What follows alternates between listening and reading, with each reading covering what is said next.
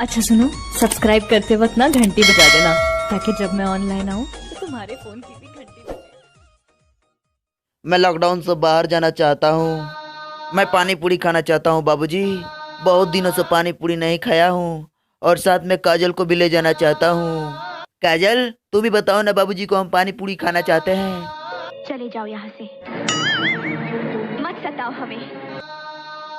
तो फिर तुमने क्यों बोला मैं खाऊंगी? क्यों बुलाया मुझे और फिर तुम भगा रही हो?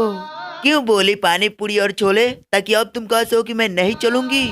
और सच ये है कि तुम लॉकडाउन से बाहर नहीं जाना चाहती हो। काजल, पानी पूरी खाने चलो ना।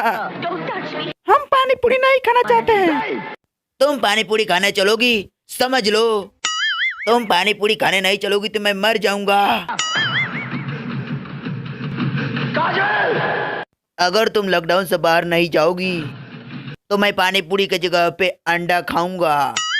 और सबसे पहले अंडा वो खाऊंगा जिसमें डबल जर्दी वाले अंडे होंगे। पूरा खा जाऊंगा पूरा।